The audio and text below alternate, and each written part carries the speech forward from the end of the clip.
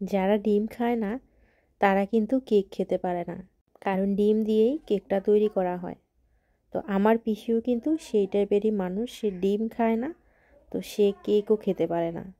তার জন্যই আজকের এই আয়োজন কেক বানানো। তো প্রথমে আমি এখানে 1 কাপ পরিমাণে আটা নিয়েছি, 1 চিমটি পরিমাণে একটু লবণ দিয়ে দিলাম, 1/2 কাপ পরিমাণে সুজি দিয়ে দিয়েছি। সবগুলো উপকরণ আমি একটা ঝাঁঝরির মধ্যেই ঢেলে নিলাম, আর ওই কাপের 1/2 কাপ পরিমাণে গুঁড়া দুধ ব্যবহার করলাম। আর এখানে দিয়ে দিচ্ছি কিছুটা পরিমাণে কোরানো নারকেল, আর বেকিং পাউডার দিয়ে দিচ্ছি 1 চামচ পরিমাণে, বেকিং সোডা দিয়ে দিলাম 1/2 চামচ পরিমাণে। তো এইবার সবগুলো উপকরণ এই ঝাঁঝরিতে চেলে নিচ্ছি। আর যেহেতু নারকেলটাও দিয়েছি, নারকেলটা একটু চালতে কষ্ট হয়েছিল, তারপরে উঠিয়ে আবার এর মধ্যে দিয়ে দিয়েছি। তো এখন সবগুলো ভালোভাবে মিশিয়ে নিচ্ছি। এবার এর মধ্যে 1/2 কাপ পরিমাণে আমি তেল ব্যবহার করলাম, এটা সয়াবিন তেল। তো এখন সবগুলো ভালো করে মিক্সড করে নেব। তো এই যে মেখে নিচ্ছি, আর মাখানোটা এমনভাবে মাখবো যাতে একদম ডোটা ঝুরা ঝুরাই থাকে।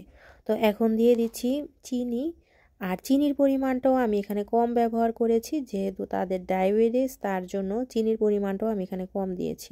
তো এখন অল্প অল্প করে জল দিয়ে এই ডোটাকে ভালো করে মেখে নিচ্ছি। যেহেতু আমি হাত দিয়ে মেখে নিচ্ছি, তাই এই ডোটাকে প্রায় 15 থেকে 20 মিনিটের মতো এরকম মাখতেই থাকবো। তো এই যে মাখাতে মাখাতে এটা একদম ক্রিমের মতো হয়ে যাবে। আপনারা চাইলে ব্লেন্ডারে ঘুরিয়ে নিতে পারেন। তো আমি হাতটাকেই ব্লেন্ডারের মতো কাজ করে নিচ্ছি, অল্প অল্প করে জল দিচ্ছি, আর এটাকে ভালো করে মেখে নিচ্ছি। একটু সময় নিয়েই এটাকে মাখামাখি করতে হবে। তো এই যে মাখামাখির শেষ পর্যায়ে এই যে দেখেন এটা মিশ্রণটা কতটা সফট হয়েছে। তো বারবার মেখে নিচ্ছি।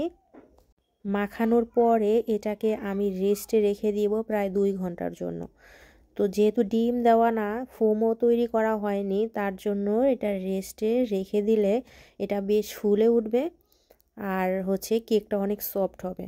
তো তার জন্যই এটাকে রেখে দিলাম 2 ঘন্টার জন্য। এই যে মাখামাখির কাজ শেষ, এখন এটাকে ঢাকনা দিয়ে ঢেকে দিব 2 ঘন্টার জন্য। তো 2 ঘন্টা পরে আবার ফিরে আসব। আর এই দিকে আমি একটা কড়াইয়ের মধ্যে কিছুটা বালি দিয়ে চুলায় এটাকে গরম করে নিচ্ছি। তো কেকটাও বসিয়ে দিয়েছি, সেটা ভিডিও করা হয়নি। আমি একটা কাগজের মধ্যে তেল দিয়ে কড়াইয়ের মধ্যে ব্যাটারটাকে খুব আস্তে করে ঢেলে দিয়েছি। ব্যাটারটা আমি একবারের জন্য নাড়িনি, তাহলে ফোমটা নষ্ট হয়ে যাবে। আর এবার কড়াইয়ের মধ্যে দিয়ে এটাকে একদম ঢাকনা দিয়ে প্রায় আধা ঘন্টা থেকে 45 মিনিটের মতো হাই হিটে জাল দেওয়ার পরে এই যে কেক কিন্তু তৈরি হয়ে গেল।